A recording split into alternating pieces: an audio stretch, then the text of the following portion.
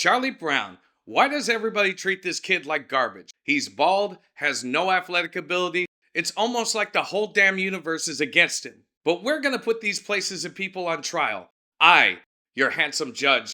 You, the wonderful jury, metaphorically speaking. The bane of Charlie Brown's existence. The supervillain of the Peanuts universe. Somebody who makes Lord Voldemort and Darth Vader look like schoolgirl children. That's right, I'm talking about this bitch, Lucy. A narcissist that is mean to her own brother and even boxes a dog. Who does that? She's lucky John Wick wasn't around back then. Lucy is always belittling Charlie Brown, calling him blockhead, drawing a pumpkin on his head, letting him know that he wasn't invited to a party, and of course, pulling the football over and over and over again. Lucy even charges Charlie Brown to, quote, help him. And one of the more famous ways she does that is showing him a slideshow of all of his faults, letting him know how fat he is, letting him know how big his nose is. Really great friend. And Charlie Brown, being the trusting person that he is, just kind of lets it go. And even when Lucy acts like she's nice to Charlie Brown, she's always got to pull the wool right out from under him. But what's worse than the greatest supervillain of all time, Lucy? The chaotic force in Charlie Brown's universe, Peppermint Patty. Now, Peppermint Patty clearly likes Charlie Brown, but has no idea how to express it. She doesn't even have the courage to straight up tell him, but she bullies him on a consistent basis. It's really funny to think that way back in the 50s and 60s, the Peanuts had a toxic relationship before that was even a term. A great example is in a special, Peppermint Patty calls Charlie Brown and says she needs a guard dog. So Snoopy goes over there and then he disappears. So she calls Charlie Brown and basically tells him he's responsible for this and he needs to come over there and be her guard dog. And she tries to give him a collar and he asks for something to eat and she gives him a bone. But there can be no bigger example of what kind of a toxic person Peppermint Patty is than the Thanksgiving special. Inviting herself and all their friends to Charlie Brown's house for Thanksgiving dinner, even though he has no idea how to cook.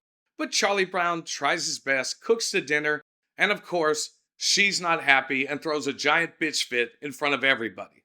Hopefully, when Charlie Brown is older, if he doesn't end up in a mental institution, he doesn't let this bitch bully him into marriage, because otherwise he's never gonna have any kind of life. Charlie Brown's so-called friends and family. Violet being the primary example, the first person in history to call him blockhead. She actually gave him a used Valentine's card out of pity. But you might be asking, what about Schroeder or Linus, his best friends? Well, they had no problem making fun of him, joining everybody clowning Charlie Brown for getting a small Christmas tree in the Christmas special, or making fun of him and jumping on his ass over a baseball game. And what about his sweet sister Sally? Well, Sally constantly disrespects Charlie Brown and basically expects him to figure out all of her problems. But what about man's best friend, Snoopy? Probably the most disrespectful of all. Throws his dog bowl at Charlie Brown, always causing problems which reflects back on Charlie Brown. But there could be no bigger example of him hooking Charlie Brown up to a dog sled and whipping him throughout the town. What kind of a man's best friend does that, parades you through the town just whipping you constantly? With friends and family like this, it's a wonder Charlie Brown hasn't run away from home and joined the circus at this point. The universe. This is a big one. Charlie Brown can't even fly a kite without a tree eating it. The basic simple task like getting a loaf of French bread doesn't happen for Charlie Brown. He gets a car slammed on the French bread and he's the only one that doesn't get to eat. Charlie Brown gets turned invisible. Not on purpose, not because he wanted to, but when he finally accepts it, he thinks, I'm going to kick that football. And of course, he gets made visible right before he can do it, just so the universe can say, fuck you, Charlie Brown. See, the universe always gives Charlie Brown little small victories just so it can build his confidence up and take it away from him. No bigger example of this is Charlie Brown in the spelling bees. He actually wins the spelling bee, is going to the championship, is on television, gets to the final round and gets the word beagle. His own breed of dog, and he can't spell it. Just so the universe can laugh at him. Just so his friends can ridicule him, and he takes the bus ride home in shame.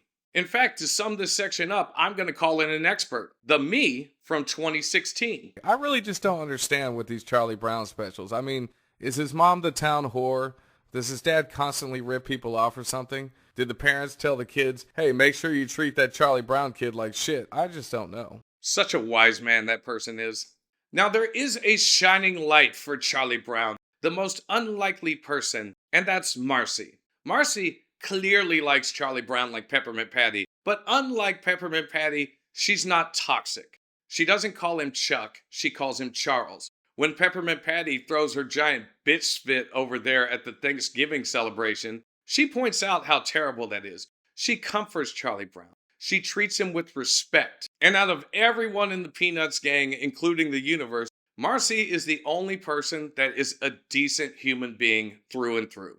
So, ladies and gentlemen of the jury, I submit to you that the reason that Charlie Brown's life is so bad and he's treated terribly by all these people is because he's the star and the center of the Peanuts universe, and the biggest perpetrator of the crimes against him is Charles Schulz. He made an entire comic strip and a bunch of specials that centered around kids and how bad they could treat each other. And unfortunately, by Charlie Brown being the center of the universe, he's the whole thing that puts it together, keeps it moving, and makes all these great childhood memories for us all. It's just a fate that he's doomed to live. So, let me know in the comments who you think is the worst offender of being mean to Charlie Brown. And as always, thank you for watching the Derek Ruby Show, and I'll see you guys next time.